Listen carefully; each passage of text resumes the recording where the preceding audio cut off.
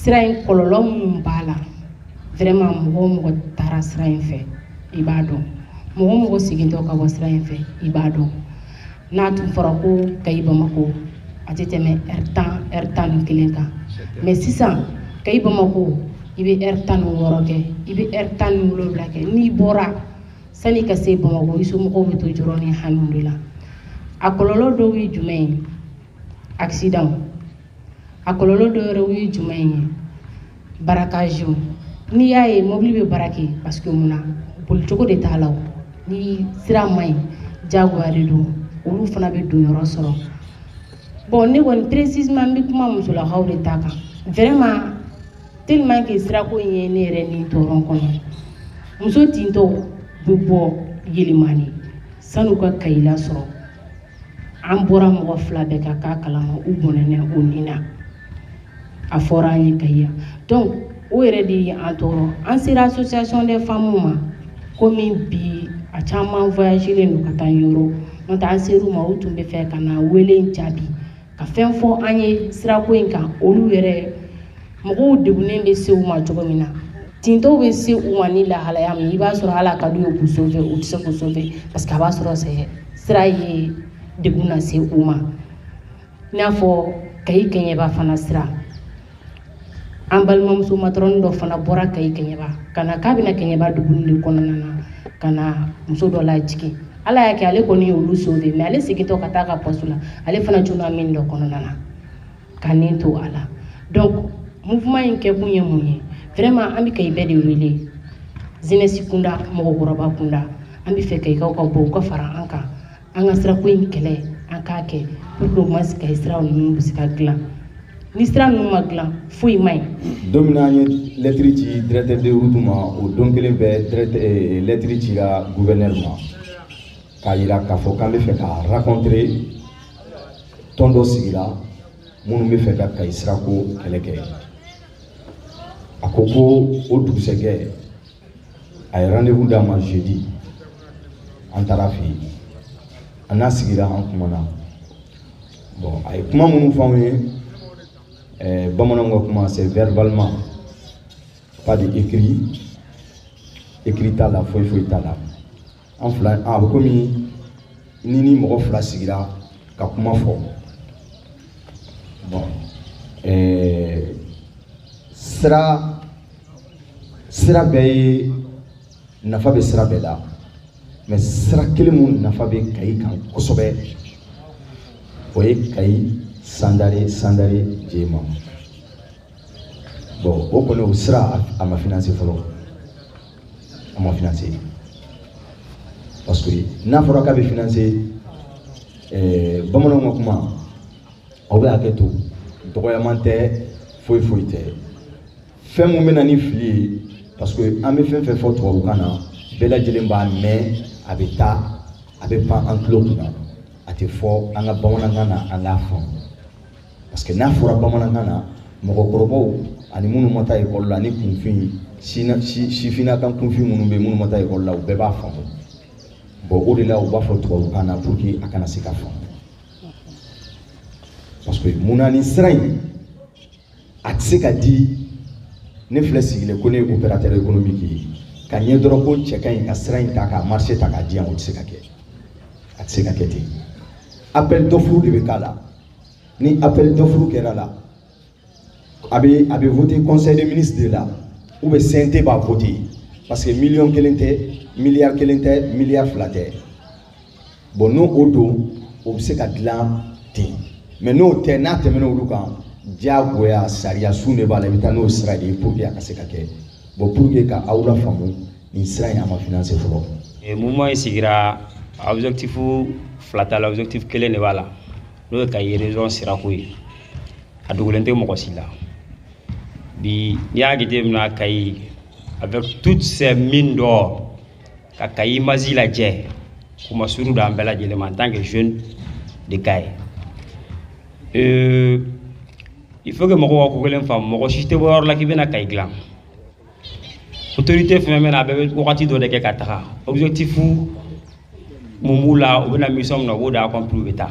c'est pour cela an y'a jateminɛ an Kayikaw n'an ma wuli k'an jɔ k'an tɛgɛ di ɲɔgɔn ma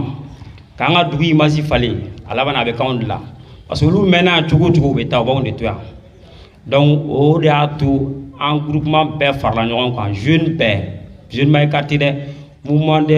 des jeunes mouvement des femmes an bɛɛ y'an tɛgɛ di ɲɔgɔn ma ka mouvement créer n'a tɔgɔ ko mouvement je suis les routes de Kayi o de ye mouvement tɔgɔ ye c'est comme Kayi bɛɛ b'i yɛrɛ y'a kɔnɔ donc objectif kelen bɛ yen c'est pour que an ka sira minnu man ɲi u bɛ se ka dilan cogo minnu na en même temps ni minnu man ka réparer à 100% u ka réparer ka d'an ma. An ye ɲɔgɔn ye caman de kɛ nin amicale kɔnɔ maintenant o kɔfɛ an ye planning bɔ maintenant an ye baara bolodaw de bɔ an ye baara boloda in kɔnɔna na an ye commission jɛkulu 8 de sigi ka baara di jɛkulu bɛɛ ma kelen kelen pour que maintenant an bɛ se ka an ta yɔrɔ dɔn maintenant o baara fɔlɔ kɛra min octobre kalo tile 3 an ye lettre ɲɛsi gouverneur ni ani directeur de route ma maintenant an ye nin mouvement in sigi an ka ŋaniya filɛ nin an ka laɲini filɛ nin donc gouverneur e de ye région ɲɛmɔgɔba ye an bɛ fɛ k'i kunnafoniya walima k'i kunnafoniya an b'a fɛ fana vraiment an ye ka kuma Kayi sira lahala ko kan an ye lettre min ci directeur de régional des routes fana ma an ko e de bɛ sira kunna Kayi sira lahala filɛ nin an ye sira minnu tɔgɔ fɔ ka tɛmɛ an ko nin sira ninnu dɔw sira baara kun daminɛna maintenant dɔw m'a daminɛ dɔw yɛrɛ a marché passera a bɛ cogo di an bɛ fɛ vraiment i k'an jaabi an ka information sɔrɔ an ka se ka an taabolo dɔn an y'o baara kɛ octobre kalo tile 3 maintenant octobre kalo tile 4 mardi an ye transporteur wa rencontré n'i ko transporteur ko fɔ o ye CMTR ani syndicat minnu bɛ yen Centrui ani car ninnu transporteur ɲɛmɔgɔw an y'o rencontré mun na an ko nin sira in filɛ nin kɔlɔlɔ fɔlɔ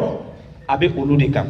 parce que n'i y'a jateminɛ ka bɔ Kayi Sandare Jɛma chaque 10 km i bɛ taa sɔrɔ mobile dɔ binnen bɛ yen ou bien mobile dɔ jenen bɛ yen n'a fɔra ko i ka taa million 200 million 300 don remorque kelen na ka Citroën kelen na ko ka bin a n'a kɔnɔfɛn vraiment sira sababu la an ko vraiment o ye dusukasi de donc an taara an ye olu fana sɛgɛrɛ k'an ka ŋaniya f'u ye k'a ɲini u fɛ u k'an dɛmɛ an y'o baara fana kɛ octobre kalo tile 4 toujours an ye autorité traditionnelle ani religieuse an ka dugutigiw an ka alimamu an taara commission kelen fana taara olu bara k'u sɛgɛrɛ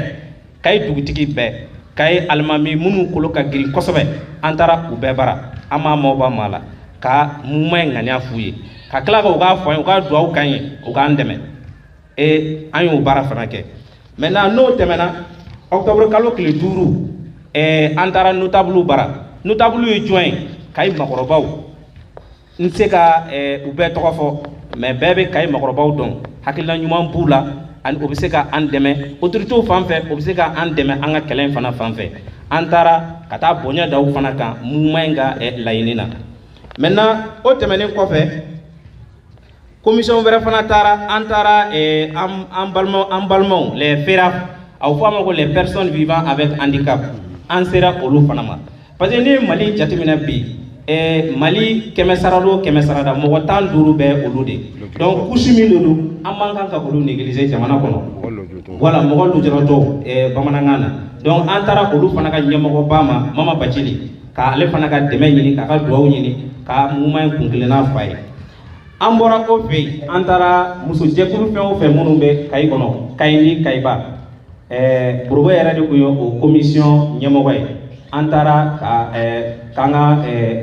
groupe mouvement in ka ŋaniya f'u ye ka tila ka dɛmɛ ɲini u fɛ Borobo yɛrɛ bɔra ka kuma min fɔ n'a fɔra ko bi i ka mɔgɔ banana Kayi yan hôpital Alfuseni Dawu n'a ko k'a dɛsɛra donc o ye siran daminɛlen parce que ni bana in ma i faga sira in b'i faga donc se dun tɛ bɛɛ ye ka avion ta k'i ka banabagatɔ ta ka taa n'a ye Bamako donc an bɔra an kumana o fana kan maintenant n'o bɔra an ko autorité politique et administrative Kayi donc n'i ye Mali ta jamana fan o fan ɲɛmɔgɔw bɛ yen donc i n'a fɔ ko maire i n'a fɔ président du conseil régional préfet donc an sera olu fana ma ka an ka ŋaniya f'u ye n'o bɔra an ye comme an ko kɛlɛ min don an kelen tɛ se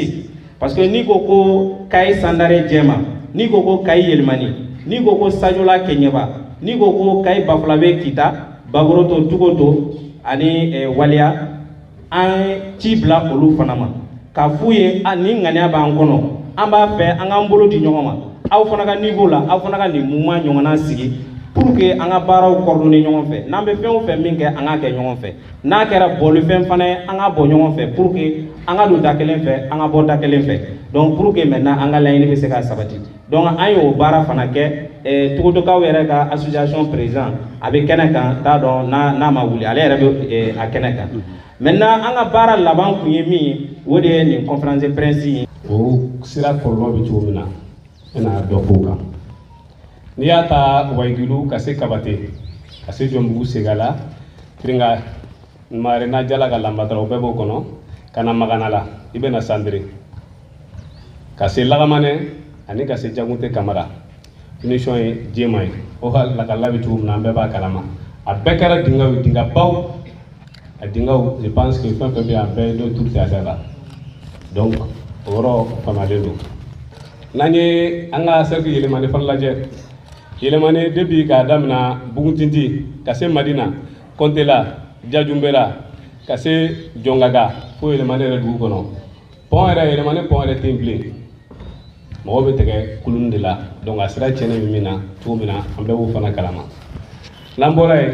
an bɛna parce que yanni Sajola o fɛn dɔn an b'a ta Keɲeba an b'a ta Sajola Keɲeba o fana n'a y'a daminɛ Tabakɔtɔni ka se Tintila ka se Tabakɔtɔni Waliya Jɔgɛba pont yɛrɛ karila chauffeur dɔw bɛ yen olu ye ne seere ne n'u ye ɲɔgɔn sɔrɔ yen an ye kuru k'a kɔnɔ pour que an ka se ka tɛmɛ a don parce que ne yɛrɛ ka sira don ni bɔra yen ka na Daru Muniya Kama Sumbala Burdala Kurma Jalafara ka na se Barumba Jagine Kenti Jatisa Kamele Sitakili Tabakɔtɔ Keɲeba presque o sira bɛɛ a bɛɛ ji gidɔrɔn yɛrɛ sirababilen yɛrɛ bɛɛ kɛra kɔ de ka taa donc degun yɛrɛ de bɛ yen n'an y'a ta fana Keɲeba ka taa Kitama depuis Dabiya dinga minnu bɛ yen ka na Dandugu ka se Bafin ka se Sebekɔrɔ n'an bɔra yen Kita Baboroto sira fɛ ka se Kita ye sira fila de ka bɔ Bafulabe Baboroto sira fɛ ka daminɛ Wasala ka taa Waliya ka taa Togoto ka se Bululi ka taa Kita sira yɛrɛ ji yɛrɛ kelen bɛ k'a sira bɛɛ minɛ pont n'u tun y'a essayer k'u b'a daminɛ ji y'a bɛɛ wala ka taa tiɲɛ n'an bɔra yen fana n'an taara ni Bafulabe Yiridon ye Manantali sira ye k'a daminɛ Manantali yɛrɛ Ɲantansu ka na Jɔnfakuru fo ka se Tamaga ma tiɲɛ yɛrɛ la Tamaga yɛrɛ sira bi n b'a f'i ɲɛna a bɛɛ ji depuis i bɛ se Jɔnfakuru fo Tamaga a bɛɛ ji a bɛɛ minɛ donc Dɛrɛmo o ye ka bɔ Kita fana ka Bamakɔ lasɔrɔ Bawuleni Kati cɛ gitɔrɔn tɛ yen a bɛɛ bɔgɔbilenni n camarade Karigo ye sira minnu cité ten i y'a jateminɛ a sira ninnu an bɛ an sinsin sira kelen kan pour que bɛɛ k'o faamu o ye ka bɔ Kayi ka taga Sandare Kayi Sandare sira bɛɛ b'a dɔn bi bɛ heure hakɛya mun k'a kan bi pour que ka bɔ Kayi ka Bamakɔ lasɔrɔ et puis Mali sɔrɔ fɛn fanba bɛ bɔ Kayi yan de mais n'i y'a jateminɛ par rapport aux autres régions fanba bɛɛ dilannen bɛ ka tɛmɛ Kayi kan o bɛ se ka kɛ cogo di k'anw to sigi donc fɛn dɔ de don an y'a jateminɛ minnu kɛra o kɛra mais cette fois-ci il faut que jeunes an k'an tɛgɛ di ɲɔgɔn ma pour que mouvement je suis la route de Kayi a bɛ se ka kɛ mouvement mun bɛ se ka bɛɛ kunna wolo donc mouvement in sigikun y'o de ye sigikun fila t'a la c'est pour que Kayi sira minnu tiɲɛnen bɛ a bɛ se ka dilan ni sira minnu t'an bolo dugu minnu ni ɲɔgɔn cɛ pour que an bɛ se ka dɛmɛ cogo min na a sira ninnu bɛ se ka bɔ k'an lase ɲɔgɔn ma parce que ni sira tɛ dugu kɔnɔ développement tɛ yen il faut que mɔgɔw k'o faamu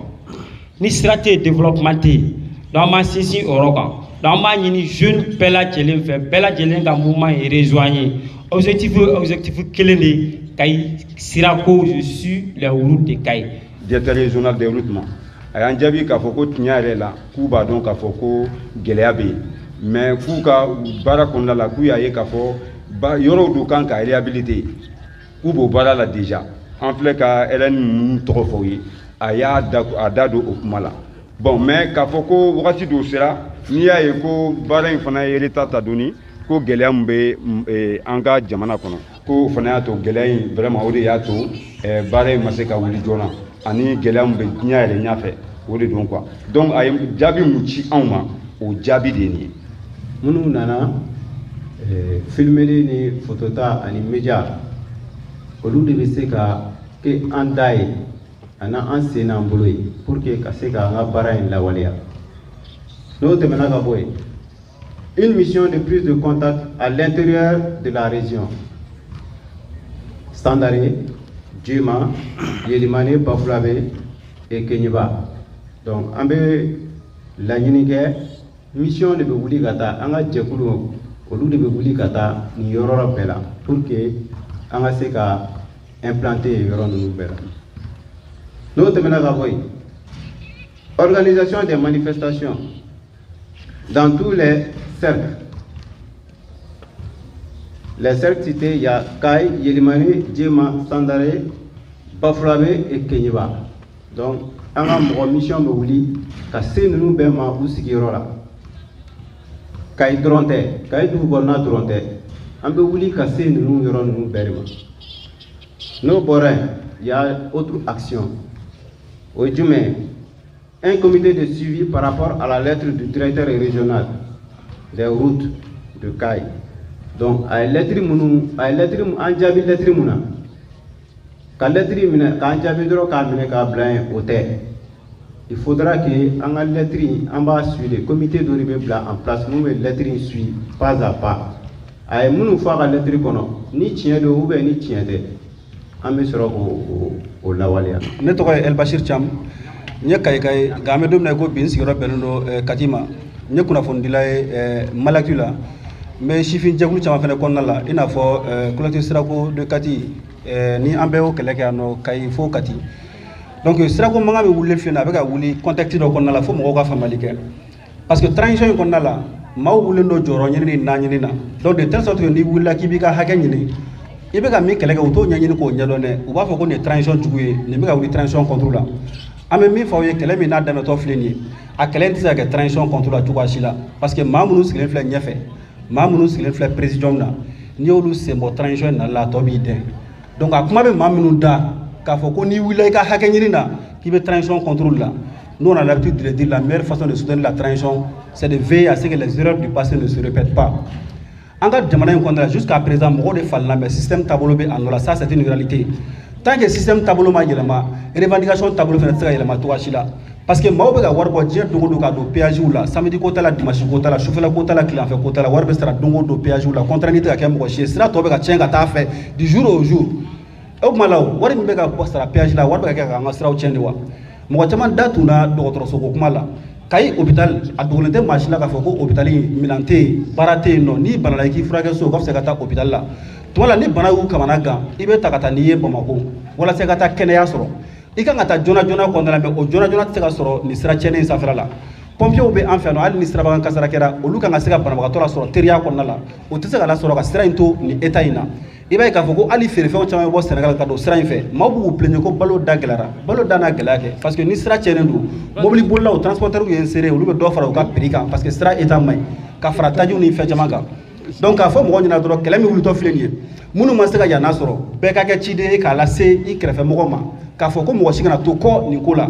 a bɛ fɔ ko kayika a caman bɛ yen nɔ ko u mago tɛ kayi ko la o de to kayi tora kɔ n tɔɲɔgɔn dɔ da tunna la k'a fɔ ko kayi bɛ kɔ et pourtant kayi avec ses mines kayi avec ses frontières avec le Sénégal notamment avec la Mauritanie aussi mais mun na kayi tɛ ka bɔ nɔgɔ la et pourtant région caman taara ka kayi to an ye maliden de mais ni fiɲɛ wulila bɔ i bolo b'i kunna sɔrɔ bɛ ka kɛ kayi mais sɔrɔ min bɛ ka kɛ kayi o tɛ ka ye kayi taabolo yɛrɛ la parce que ni i yera cogo min na o de b'i ka batigɛ fana nɔgɔya o de k'a gɛlɛya n'i y'i bolo jigin a bɛ kɛ i b'a fɔ k'i tɛ hakɛ ɲini na i mago tɛ hakɛ la hakɛ tɛ di i ma minnu mana mankan kɛ e b'i ka baara kɛ a wasi a tɔnɔ a bɛ ta k'a di olu ma donc il est temps vraiment kayikaw ka bɔ silence kɔnɔna la kayikaw ka bɔ inaction kɔnɔna la o de tun bɛ ne bolo ka lase bɛɛ lajɛlen ma a kɛtɔ bɛ kuma